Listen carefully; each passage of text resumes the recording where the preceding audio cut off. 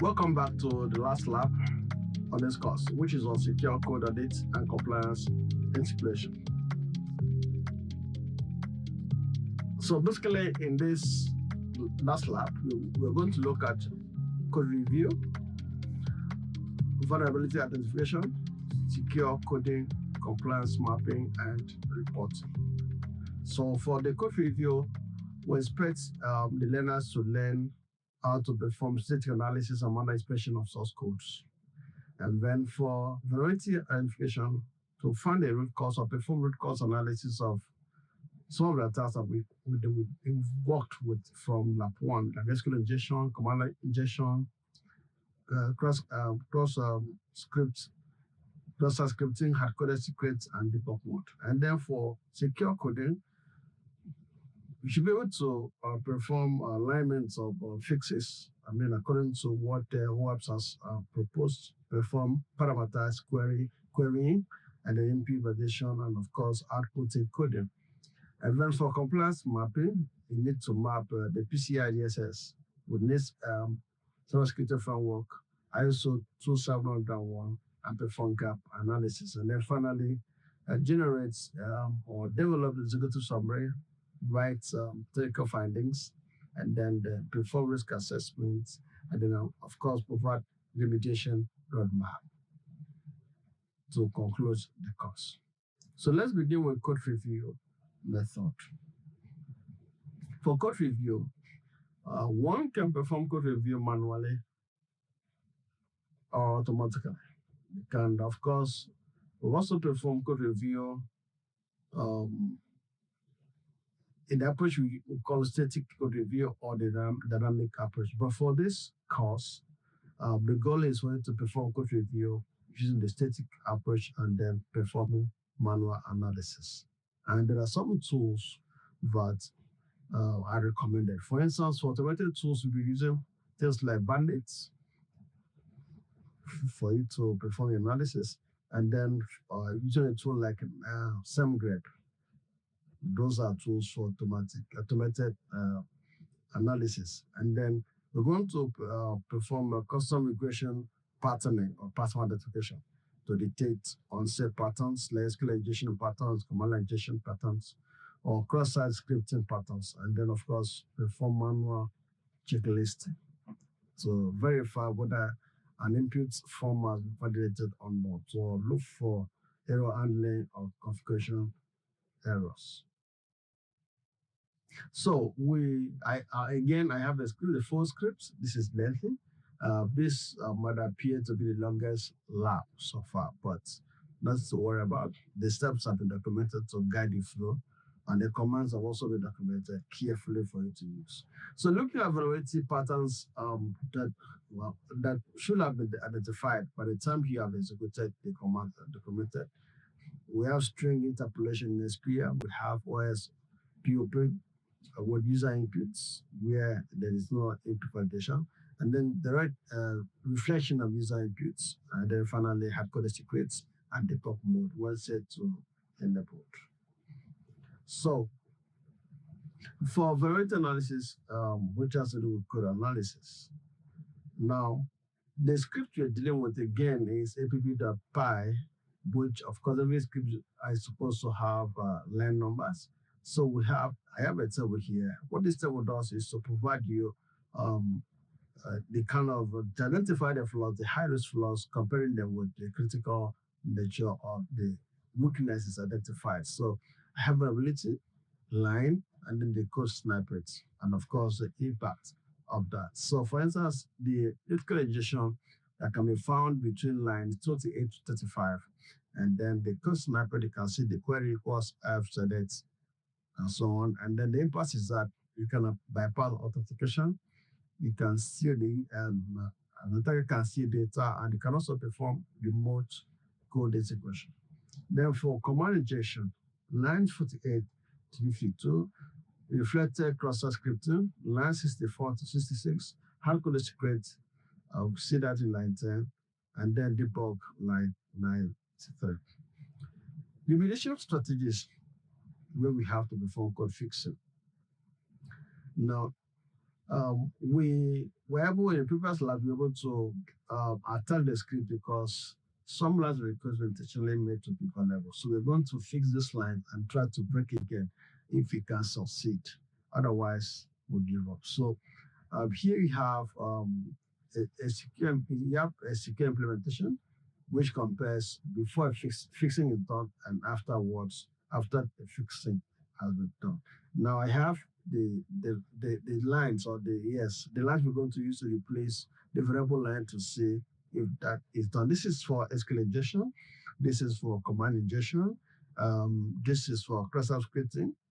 And then those are the major three attack types that we are looking at like that. So for secure code implementation, which has to do with enhanced controls. We have different in-depth additions, like input validation. We have to do regular expression patterning, what listing of numeric values, and then output encoding. We have to do Gen2 auto escaping or markup safe escape. We have security headers, we have rate limiting and secure logging, and all of that. So one of the things you need to do, you see how to do is to update your requirement documents or where you have because the requirement dossier is a document that contains your dependencies. Now, one of the things you need to know about pattern is that pattern does not play with dependencies, and the dependencies have to be in the right versions. So otherwise, you have issues. And if you're running a program with updated versions of pattern dependencies, of course, such program can be broken with ease. So we are going to update the requirement.tsc. And then the next thing you're going to do is compliance mapping. So here, you're going to see which of the PCI DSS requirements have been violated and what is each remediation status. For instance, I have a table here, your requirement, issue, fix, and status. For injection flaws, issue could be SQL injection, could be command injection, and the fix could be to perform parameterized query or implementation and provide a status whether that has been done or not. And then cross-site scripting could be reflected, cross-site scripting as the issue, and then the fix could be to perform output encoding. Code review, and then you have your status, strong authentication, and then audit trail. All of these are requirements you need to provide a status update. And then also have to talk about which frameworks have been addressed.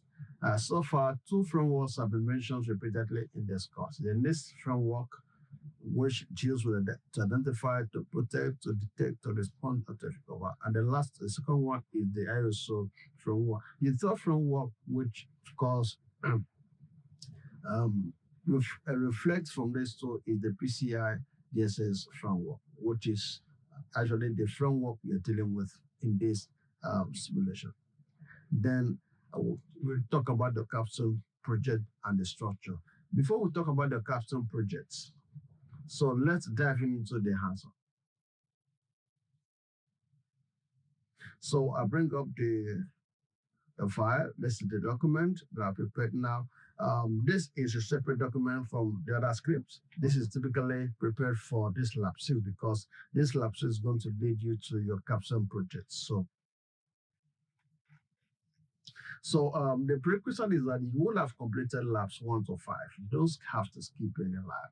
For you to understand this Lab6 properly, you must have completed all the labs. You must have understood the containers and everything we did around them. So lab overview and learning objectives. This lab guides you through a professional grade secure code audit of the secure bank variable application that we are dealing with. You will perform both automated static analysis and manual code inspection. Identify and remediate critical vulnerabilities and map your findings against industry compliance frameworks, which I just mentioned. The PCI DSS, NIST framework, and the ISO 27001. So here I have a table, which shows you the area of our focus, the technique, and the tools, the vulnerability, and the outcome. So for instance, we have code review. For technique, we have static or manual, and the tools we have bandit and same grade. Variety of variable types will be taken care of, and the root cause analysis is the outcome. Then we have basically injection fix. You have command injection fix. You have access scripting fix. You have secret management, and we have compliance, and all of those ones. So let's begin. So they begin with environment verification. So before starting the audit, we have to confirm that the secure bank Docker environment is running and all containers are healthy.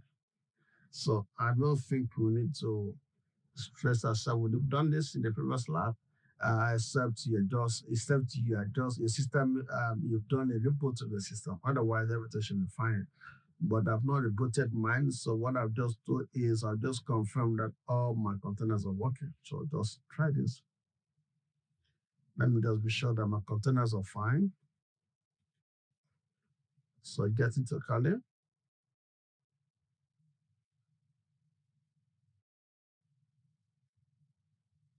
So that didn't copy.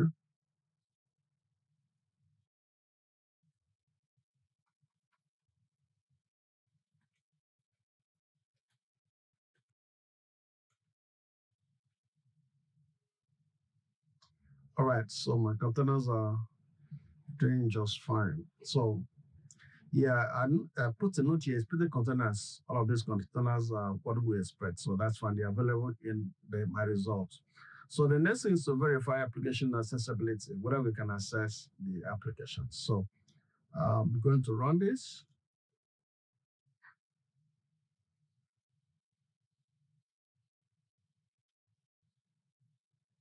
So it gives me a code of 200, meaning that the application is fine. So I expected, like I put here, expected outcome should be 200. So if you choose 0, 0, 0, it means you run this. But in our own case, we got 200. So our application is fine. So we'll leave that. So we can also confirm that application is healthy by running this command. Let's see. I think we did this command in the previous lab. So application was healthy as at that time. Let's see if anything changes. All right, our application is healthy. All right. So then so move down to step 3. In step 3, we're going to do installation of audit tools. There are 3 major audit tools we are going to be using in this lab. But first of all, we need to install 2. Before we install, let's move into the container, the application container. So that's the command. I'm just going to run this.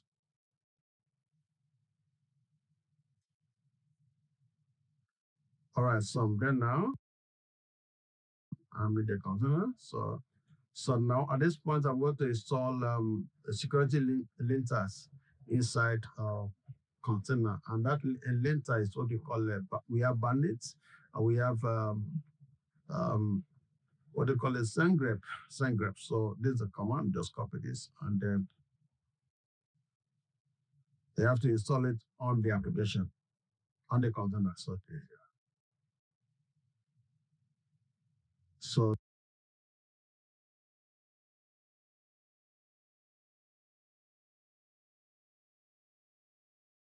this shouldn't take much time. They are light applications.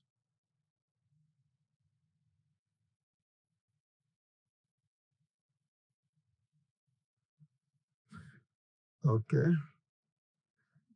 Bandit has been downloaded successfully. SendGrep has been downloaded. Okay.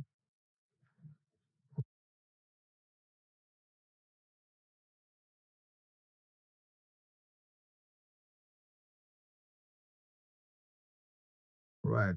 Yeah, fast relay.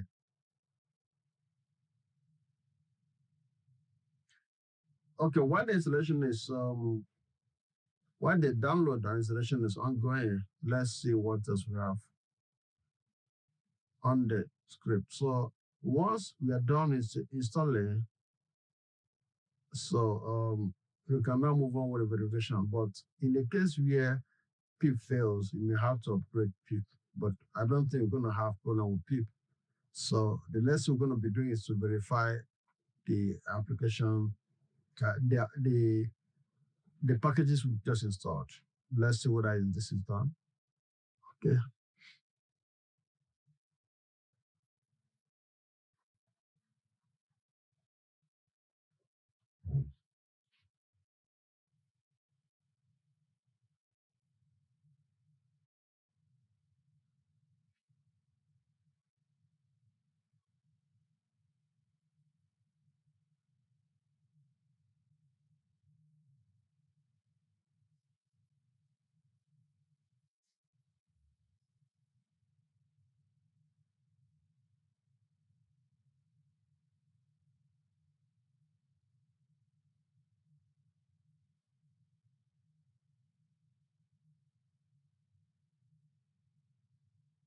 All right. So installation is completed. So let's check out.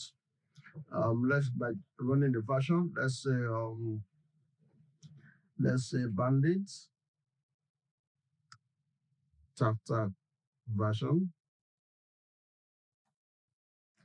Okay, bandit is done. Bandit 1.8.6.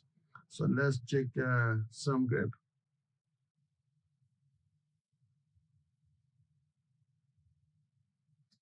chapter version.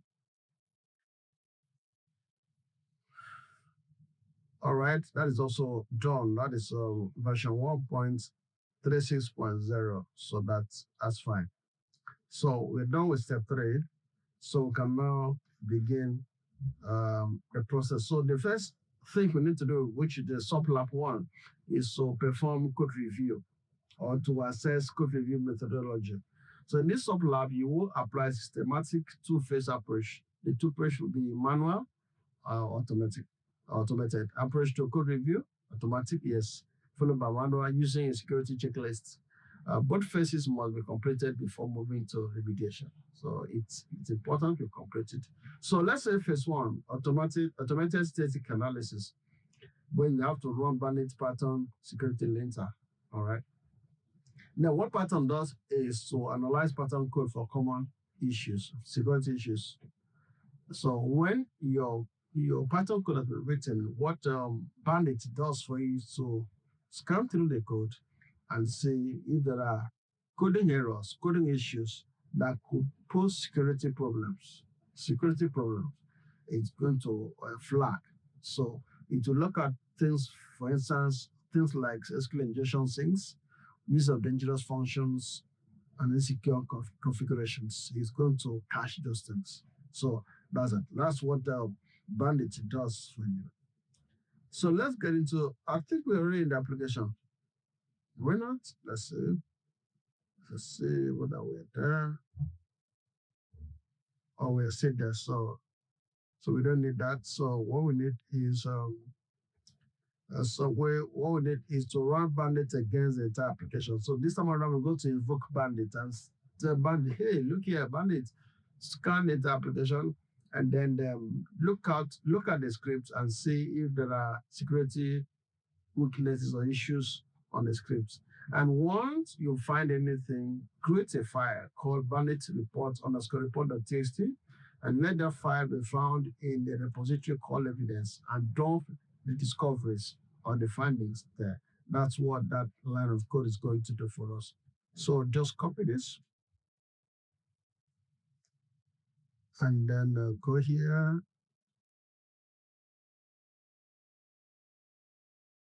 and paste it. Let's go. It's done. So you can see that Bandit has done that for us. It has is included, okay, say profile include test, none, and then it has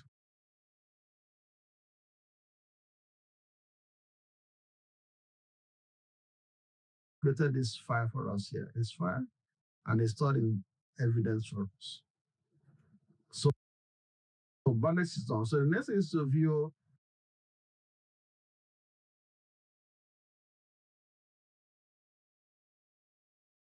um, our findings. Findings can have can be rated as low, can be medium, can be high, can be critical. Four of four phases. But we are going to focus on high and medium. All right. So of course, critical is also needed. So what you do is just run this command. It's going to view those findings or those severity that are high or medium. So let's go.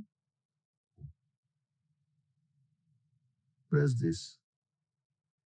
Yeah, you can see now. Let's see. Uh,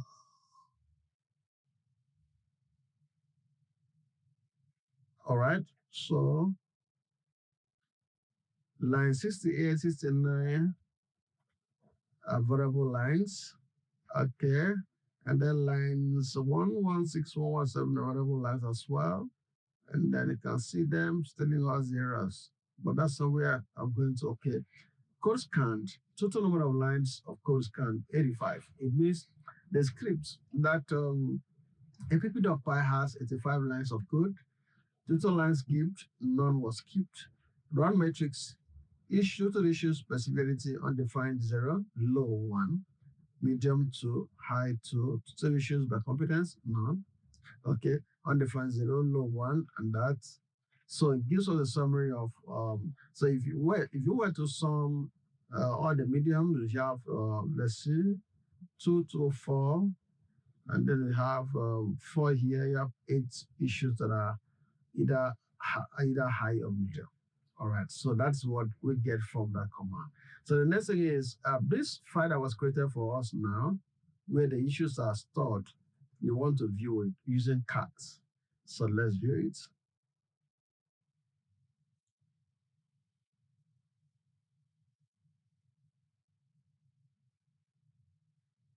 Yeah, so that's it. That's a view of the file. Let's see.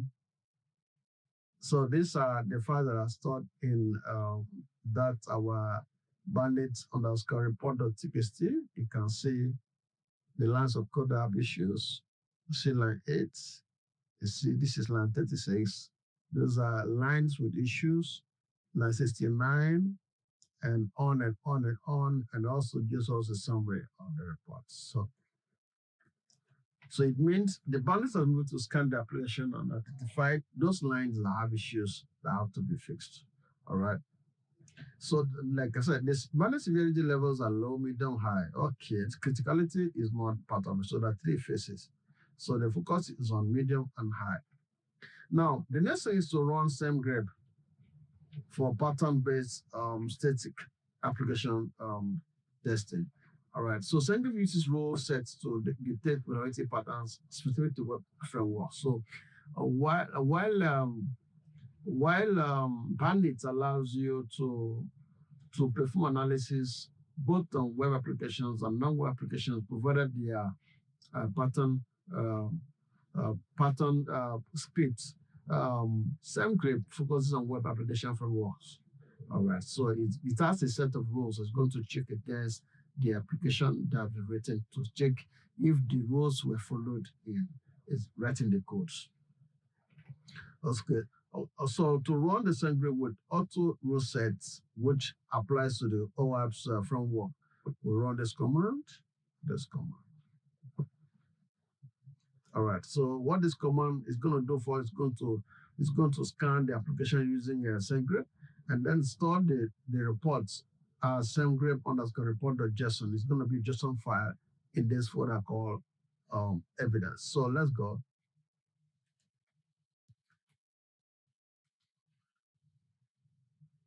All right. So let's see how this happens. All right. This is done. It's done. Okay, let's see what it has given to us. Just SameGrep OSS 19 files scanned. Okay, let's just leave all these ones and go down to the report or the summary.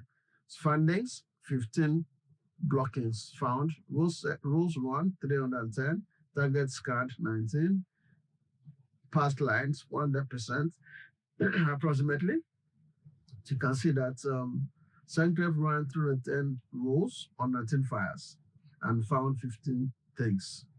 It missed out on 15, 17, or 1,752 pro rules since you haven't locked it. Okay, so you can see that the scan summary shows that the Sam Grip has missed out 1,752 pro rules since I haven't logged in. This is a free version of SandGrip. I've not logged in, so you can see that some files were skipped. So that's it about SandGrip. Okay, so let's go back to the scripts that guides us. So what we've done is we've been able to run SandGrip with the auto rule sets. And then so you can go ahead and view the human readable summary by running this command.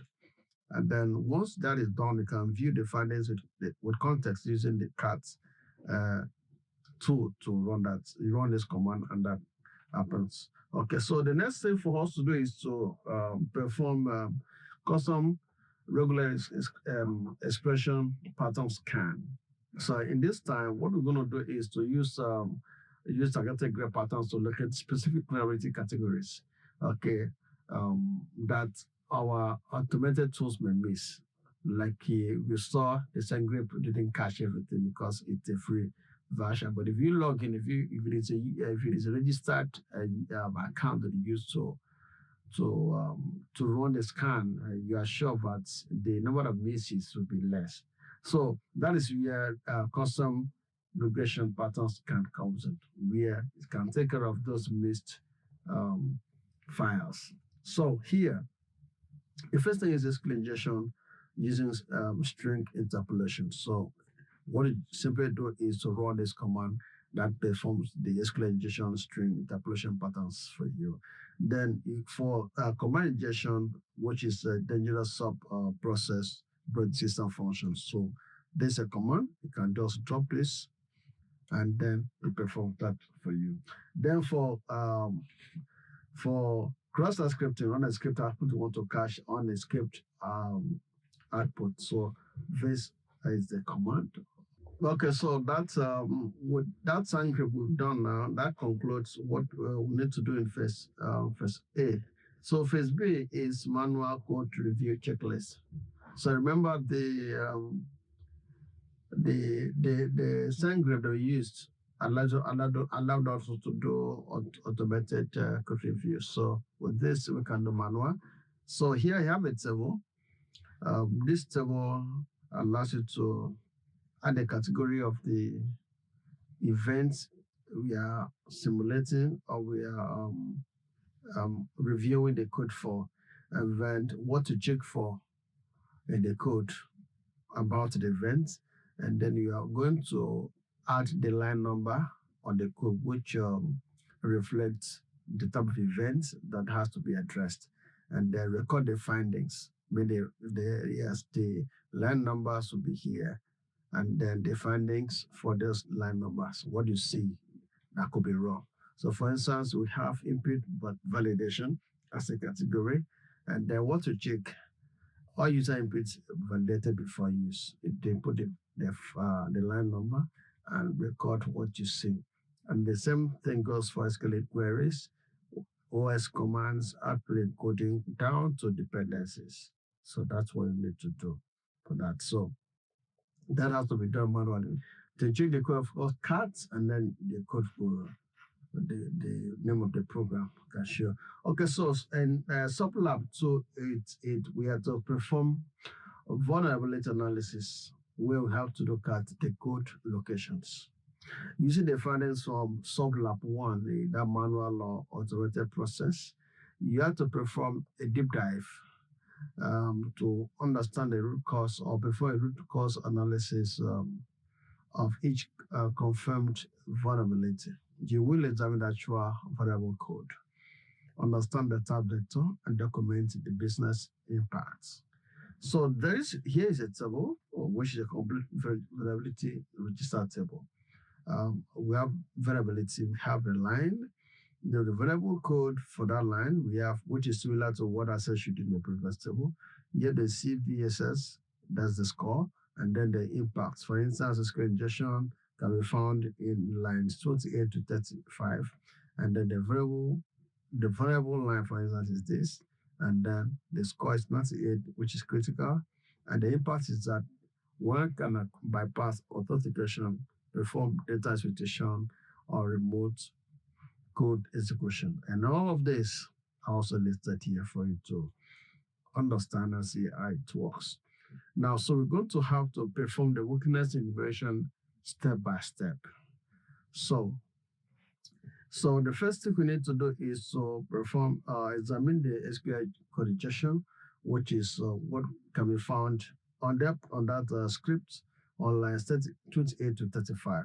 So we view variable SQL injection using this command. So let's copy this command, and then we'll go to our Kali. Let's open a new tab and then paste it and then run it. So it shows us that these lines 28 and 35, which are what are displayed here, are the variable lines of our program of the scripts.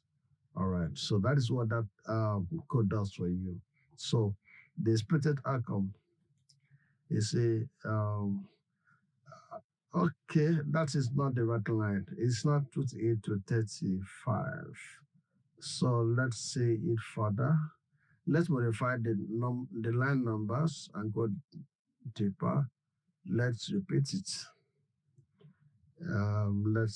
It's below 35. So let's say it's from 35, 35, from line 35 down to, let's say, 45, for instance. Let's see what happens now. Yeah, so it's typically here. There's it.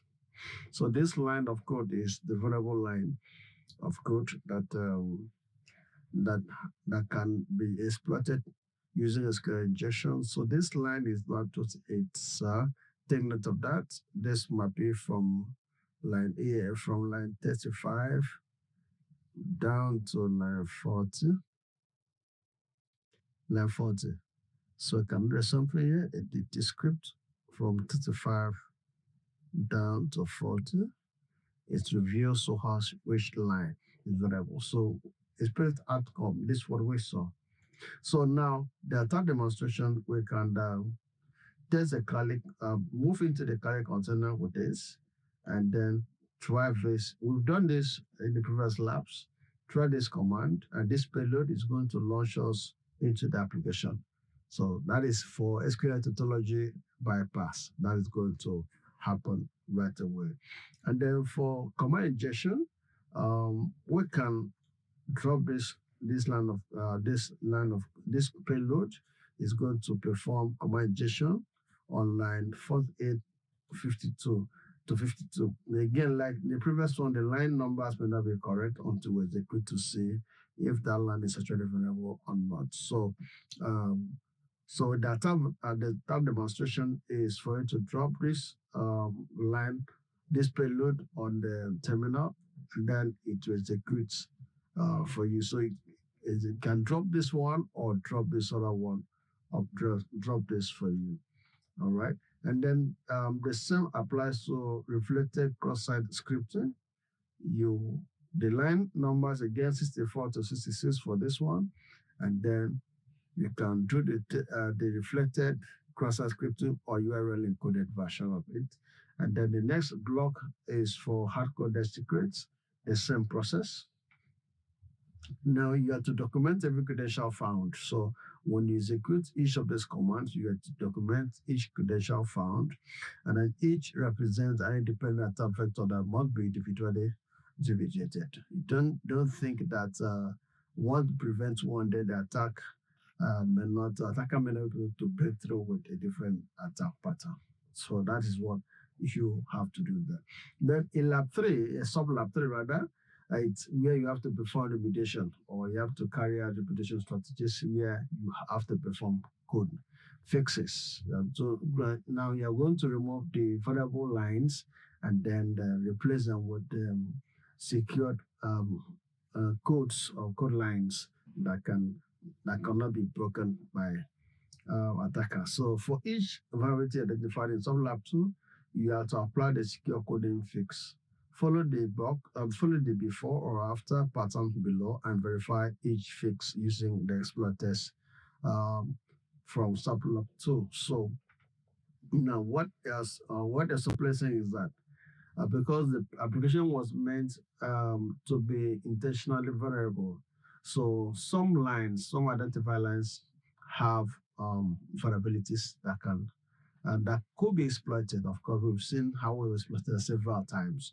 So, so your job at this point, the job of the learner at this point would be to replace those lines that are variable with the lines that are secured. And the lines that are secured are the lines with are the what we call the code fixes, because those are lines that cannot be broken.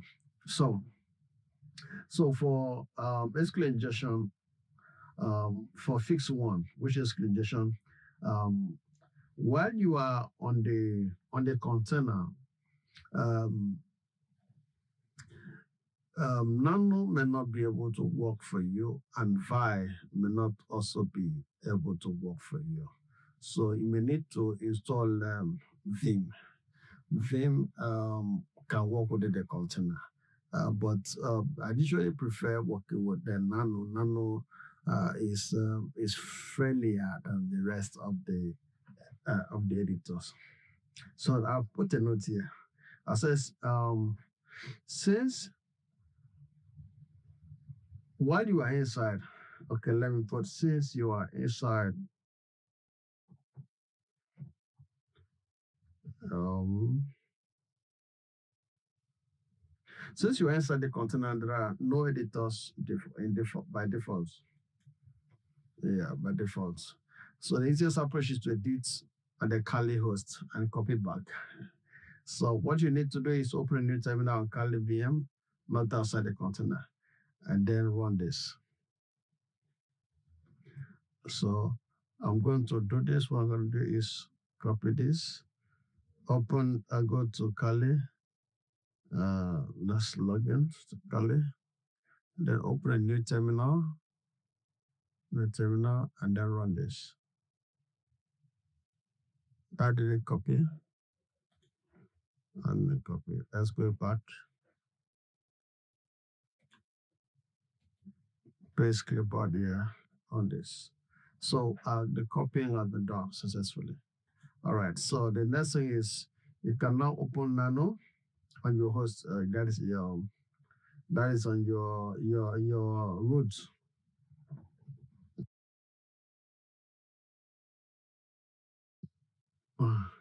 Yeah, let's say Kali root,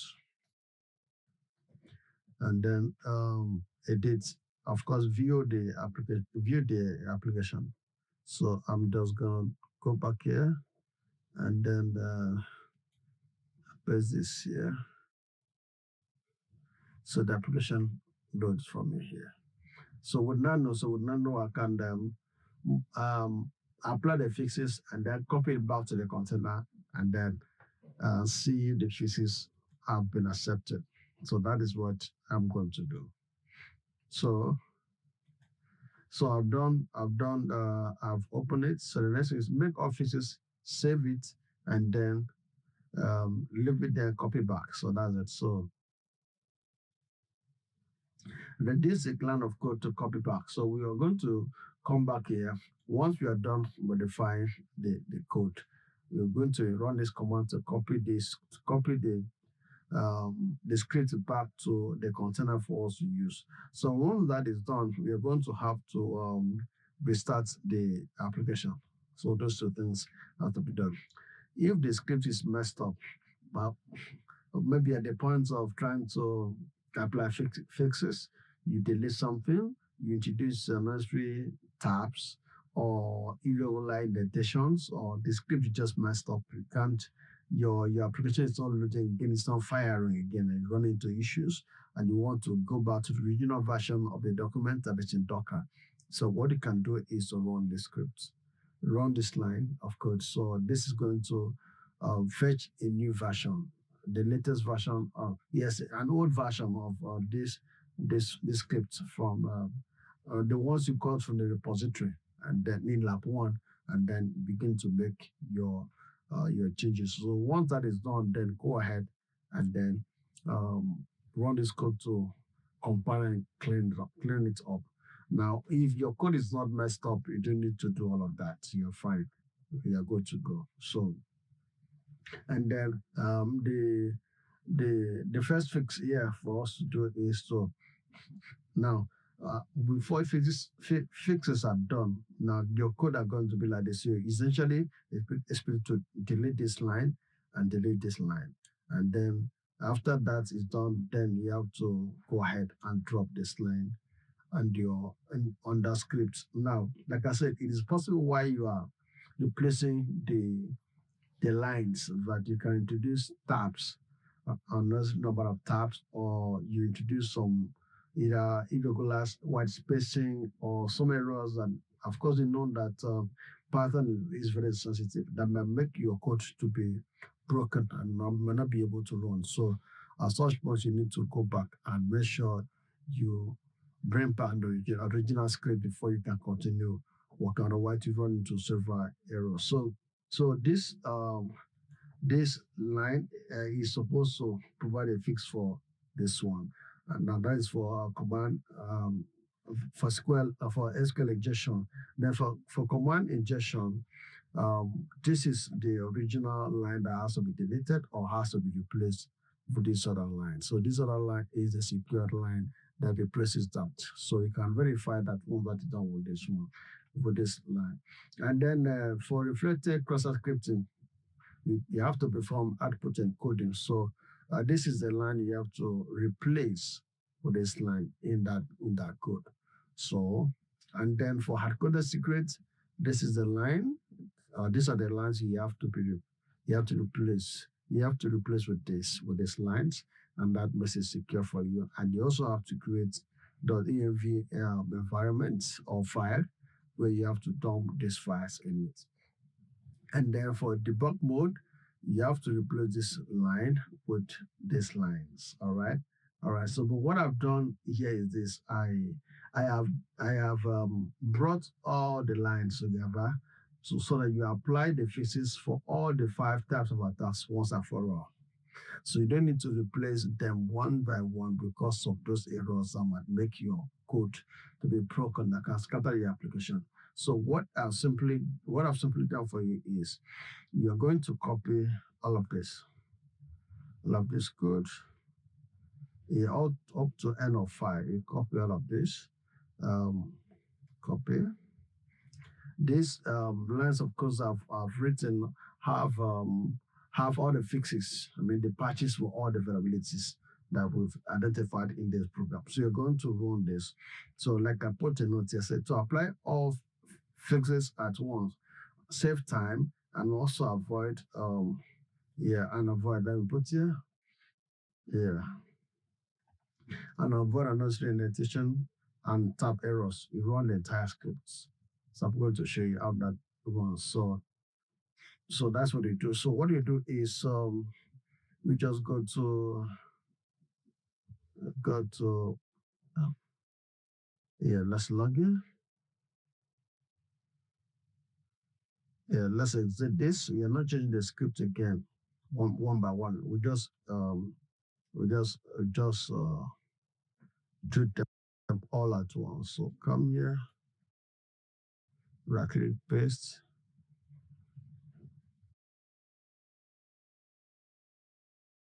That didn't copy. Let's go back and copy.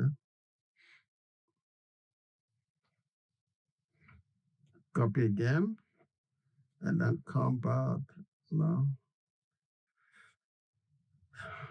paste clipboard and run. You can see here it says all physics applied. So you see that all of those physics one by one that we have to do has been applied all at once. So that is easier and faster and neater for us to avoid running into several errors that we have to, you know, troubleshoot. So once that fixes have been applied, the next thing we need to do is to verify that the fixes were taken.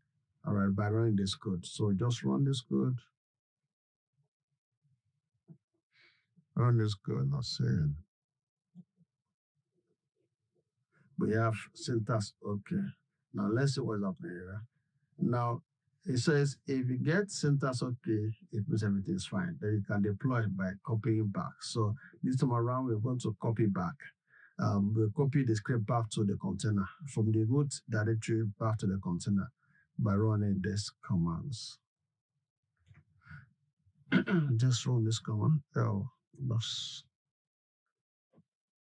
go down. Copy paste. All right, forget about this. Okay, successful. What we want is the copying has been done. All right, so this time around we're going to have to relaunch the attacks to see if they can be successful or they can fail.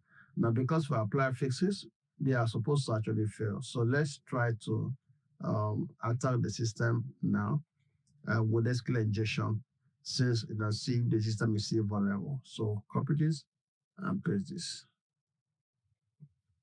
Okay, it says login failed. So once it says login failed, it means we cannot attack the system again. The system is no longer vulnerable to SQL injection. That is beautiful. It means that that system is protected against SQL injection at this time. Now, let's also try to attack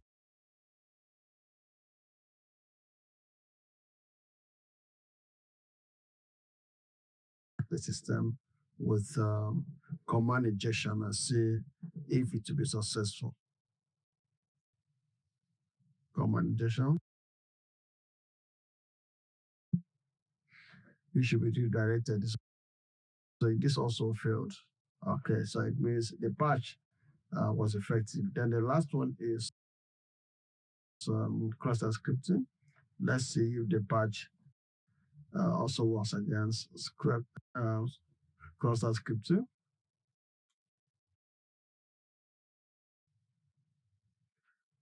It sees errors. What is that?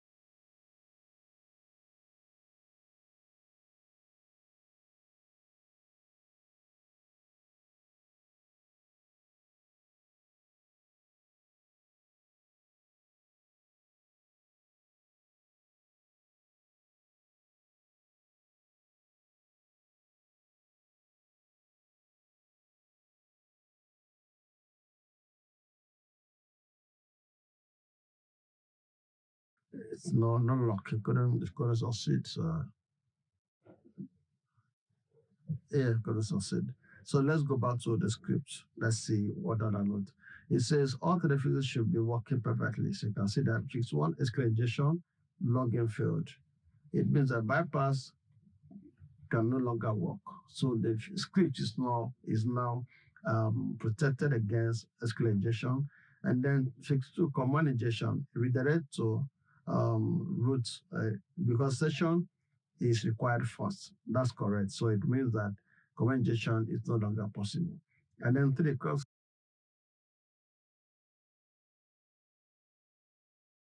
scripting. It says it shows us this confirms HTML escaping is working. So you can see that the three variables have been fixed by what we've done, meaning that an attacker can no longer break the scripts or break into the application using SQL injection or command injection or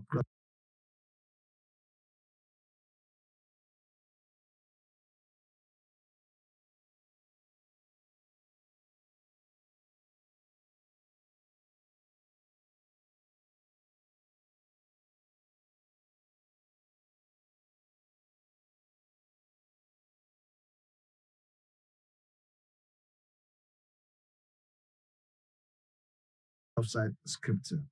Now, all the five things are complete and verified. What it means is that the app, now the application that we now have, is no longer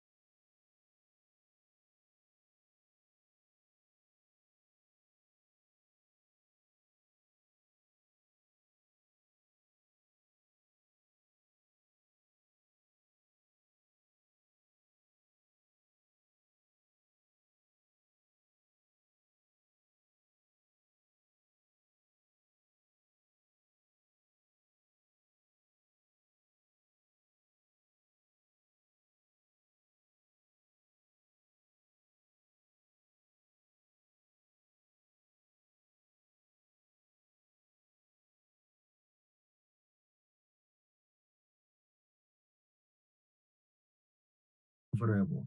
It means that parameter SQL queries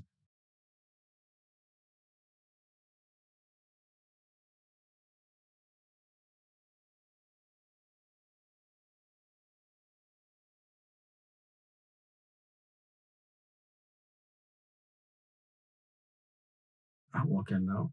Combined injection evaluation has been done.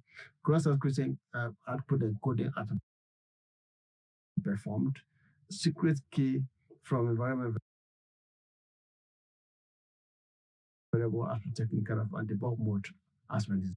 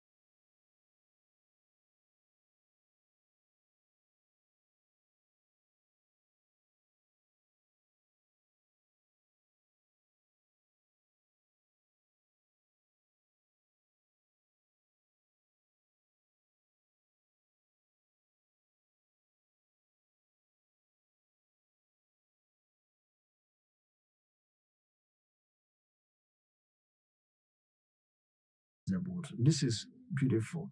What it simply means is that we're able to move from insecure application of whatever application to secure application because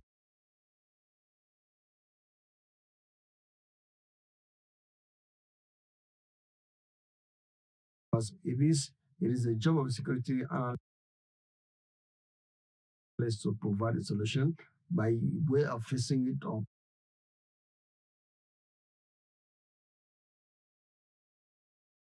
providing recommendations. So let's go back to the slide.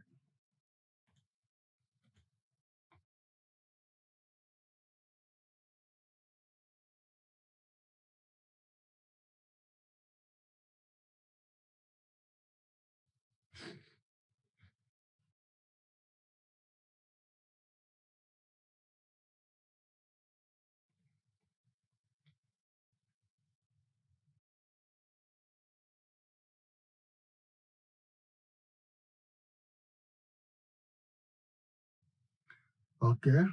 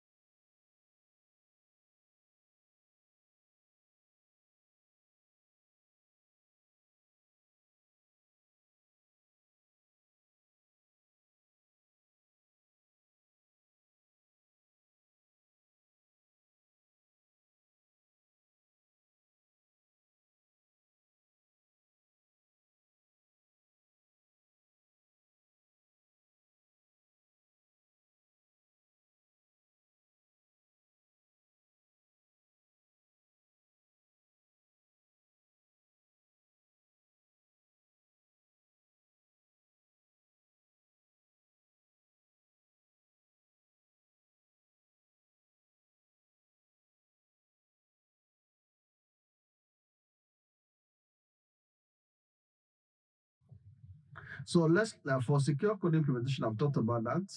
Yeah, input validation, that is for defense intent additions. Implementation has been done from what we've seen. And then output encoding has also been done. Security headers have been fixed with limiting secure logging, configuration management. So all of these are things we need to put in place to make sure that your applications are secure. Then the other thing we have is to update the requirements which I talked about, which is very important. So let's see how we can update our documents, our requirements or dependencies. Let's go back to the documents.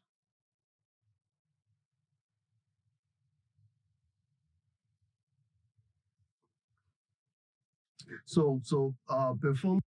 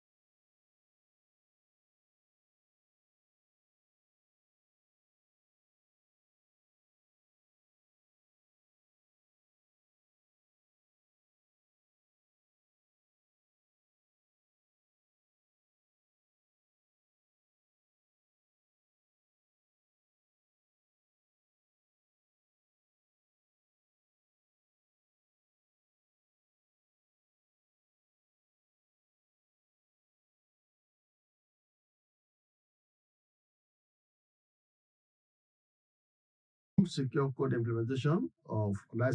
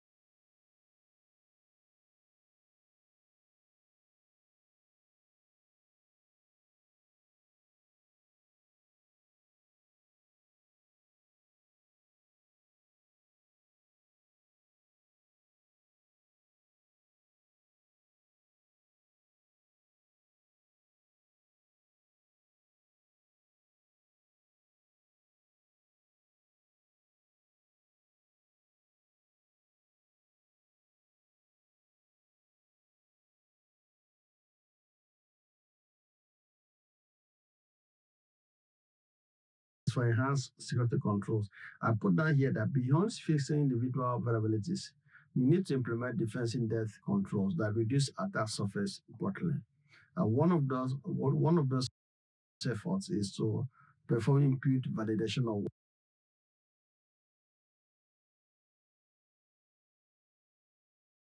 whitelisting or performing whitelisting approach. So in your application, that app.py, you need to begin the file with import rare. And that is going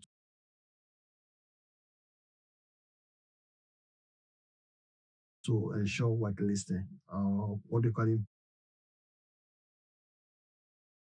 input, to allow input validation.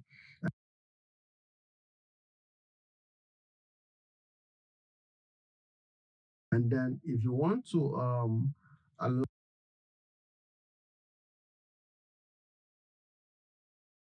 username to have a combination of alphanumeric and underscore, then you need to define the function valid name with the regular expressions like this. So this is going to make your username to be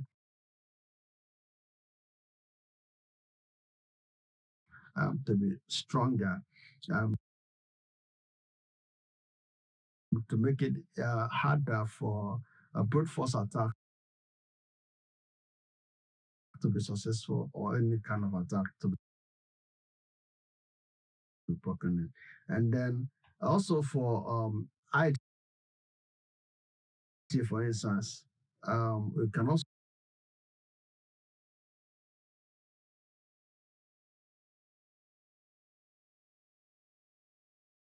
define a function with the where you set the string, you set the size. Okay, for instance, this should be the ID, it should be integer running from 1 up to 9,999,000, or 9,999,999. So something like that. So, and then we have amount. You want to also define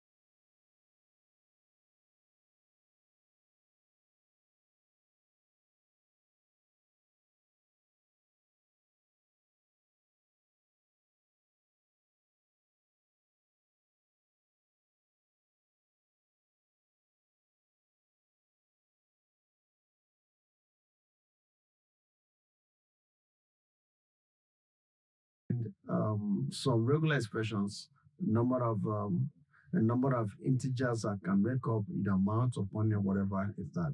So that validates your input. And then the second one is security headers using talisman. A talisman automatically adds some security headers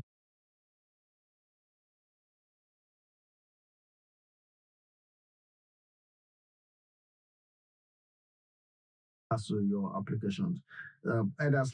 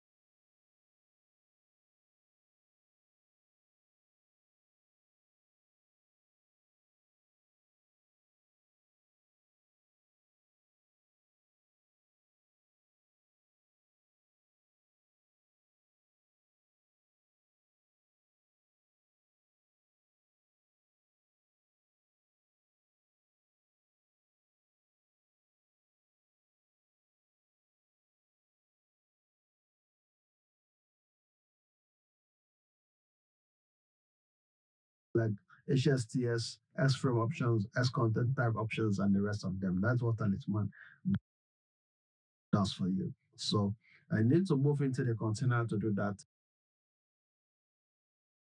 And then once you move into your container, you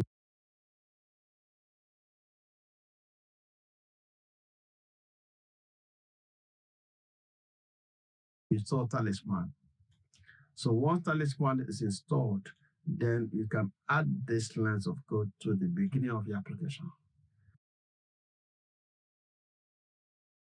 After the import, the import section of the application, then you can add this. Talisman is going to add security header to the application for you. And then for rate limiting, for rate limiting, you usually use Flask limiter. You have to install the Flask limiter, and then you can apply the Flask limiter to the import section of your application before you can now call it in the rest of the application by inserting these lines of codes in the application. That secures your application for you. And then secure logging configuration. All right, you need to import login.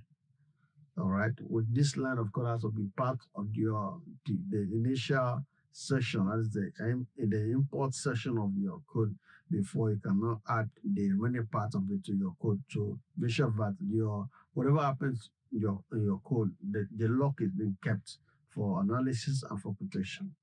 Then the other parts as we proceed is updating the requirements, that's the TXT, the file that contains your dependencies. So after implementing our controls, you need to update your requirement.cat file to print secure sections. So you have, first of all, you run this command. This is what I was saying that I wanted to run now. Excuse me, copy this. Go to Kali, drop this, and then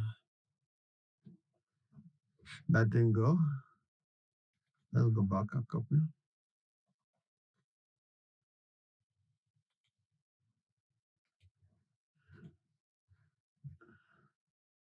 All right, so that works. So it's not asking us for the dependencies. So copy all of this, for instance, and then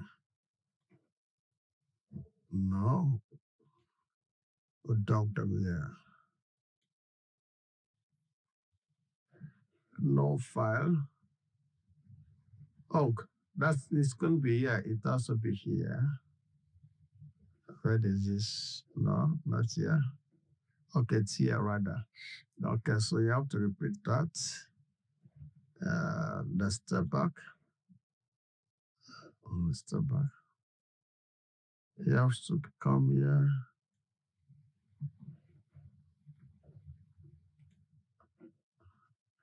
Drop this here. No. No, that's not correct.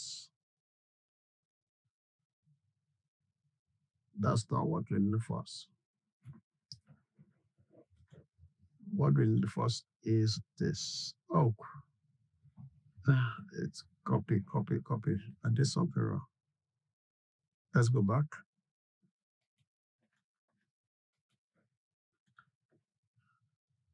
Yeah, that's right. So we can now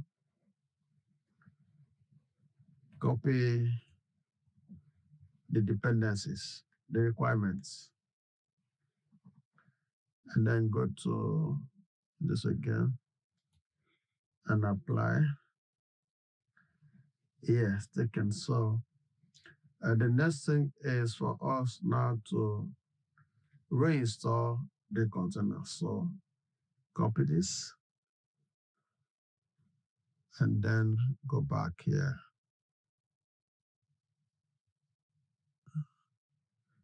So now what is trying to do now is trying to reinstall the requirement.txt for us with the updated requirements or dependencies or package versions as we have. So this is going to be done in a jiffy. All right. So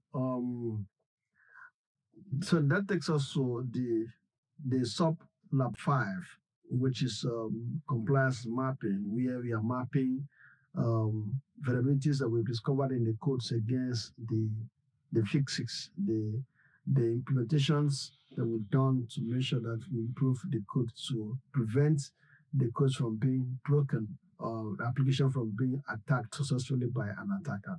So we have a gap analysis table here that maps those lines of code to the varieties that were discovered and what were done to remedy those things. And of course, the status of what has been done. For instance, in the first row, yeah, in the first row, we have injection flaws are under requirement and under violation found. We have SQL injection in login endpoints, and the remedy was to perform parameterized query. And this status has been clicked because that has been done. And you can see that the evidence is in line 68 to 28 to 35. And that applies to all the weaknesses that were found. You can see cross-site scripting, you can see code review, authentication, audit trail down to config standards and what have been done and the lines of code that were affected.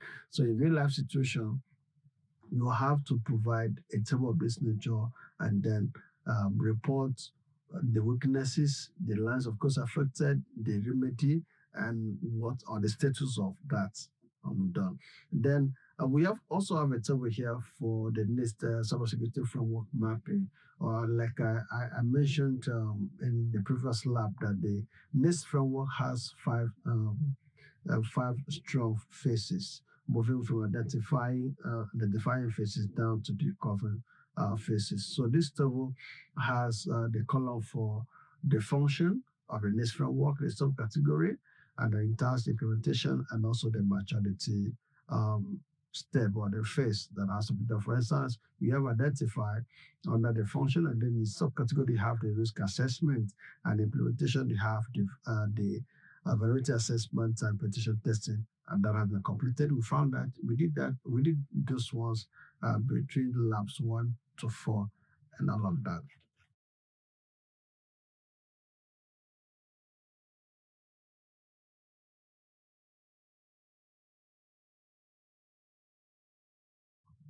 Then the other table is next up is the ISO 27001 controls mapping. This again provides the implementation status against controls. Controls are safeguards, measures put in place to make sure that vulnerabilities seen or detected or discovered are patched, are taken care of, or the risk are actually the risk are actually managed, or there's a way to bring down the risk by way of mitigation, by avoidance, by transfer, by acceptance of whatever thing we do on risk. So this table provides that. For instance, we have management of technical vulnerabilities.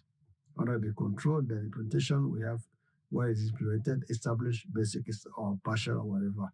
Bandit was installed and used. SendGrid was also integrated into the review, and all of those things that were done.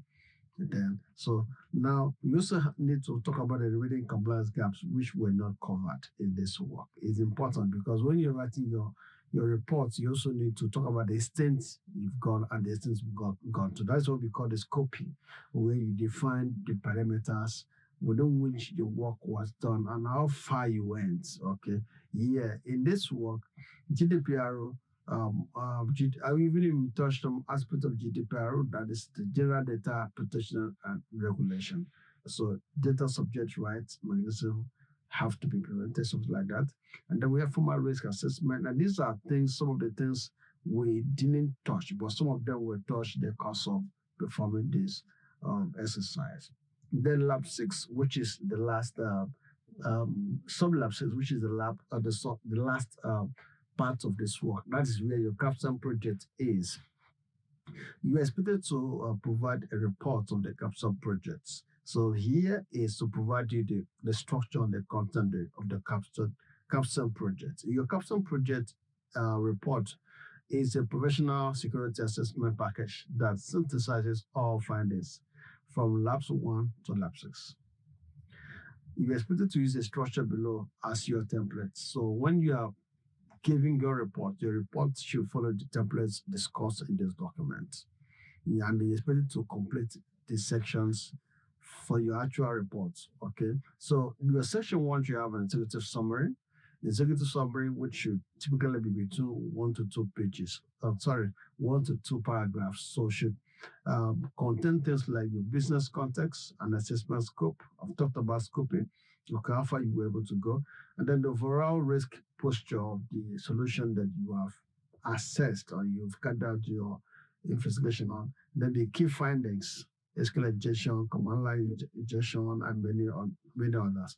Return on investment, and then recommended next steps that have to be taken. And then section 2, you provide information on the method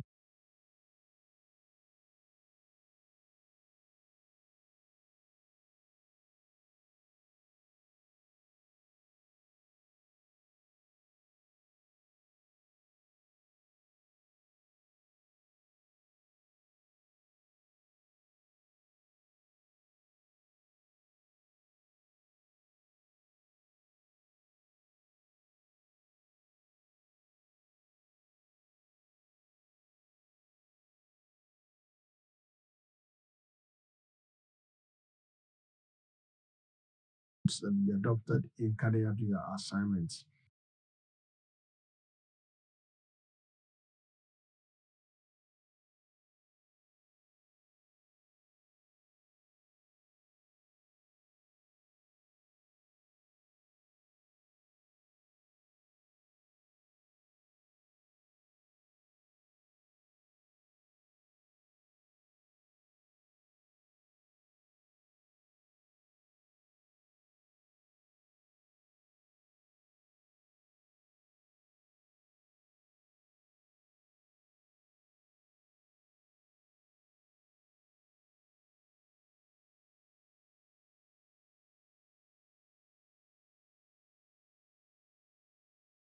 The methods may involve tools, may involve techniques, may involve principles, techniques, may involve strategies that were used, they were followed in carrying out your assignment. For instance, on this table,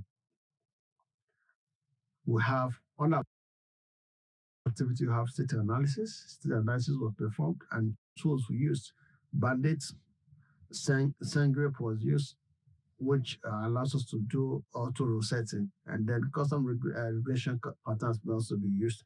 We also did manual inspection, we did dynamic testing, traffic analysis, correlation log, and standards. So in your method, you're going to list all the tools and what the tools were used for in your report. Then section 3, attack narrative and forensic timeline. Here is a table that provides what did you do per lab. For each lab, what events did you carry out, and what was the source of the IP and the evidence or the source that we can use to say, okay, you actually did what you said you would do. For instance, in lab 1, we performed reconnaissance. And the major tool that we use is reconnaissance host Nmap. Even at some point, we brought in Nick to do that. And of course, for the source IP, we put the source IP of the Kali machine that we used. And the evidence can be found in the Nmap underscore scan.stat. The scan results is what we're talking about. Then in lab 4, for instance, lab 4, excuse me, in lab 4, for instance, now SQL map was introduced, and then we were able to actually look at the user credentials and all that. So this table is trying to provide, is for it to provide what was done, using what tool, and what evidence do you have in place for us to see. Section 4 is where you have the technical findings. So for each variability, you're expected to complete a table where you talk about the CVE, that is the common varieties and exploitations. The values, you're also supposed to provide the score for a CVSS score from 1 to 10, whether it is critical, it is high, it is medium, it is low. And then the root cause of what was discovered. The proof of concept, what did you find out that you can establish that actually this system is not secure, this system is porous, this system is vulnerable.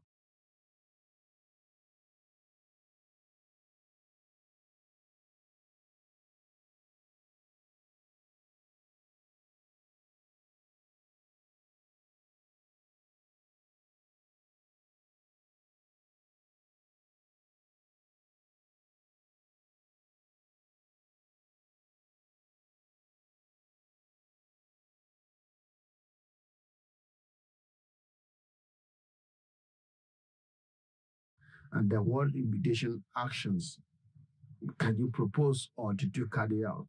And things like that. This is section 5. The meditation roadmap. What can be done? Yeah, this table in this section 5 is very crucial because at this point you are now going to provide an expert advice on how to fix those problems. Here, the table that has a timeline, it has priority, it has action, and it has honors. Honors are the different teams on the project that should take care of some aspects of the security challenges that may have been discovered. For instance, you have for immediate solution that will range from 0 to 9 days. You are saying you are assigning this job to the DevOps team or the development team as a case.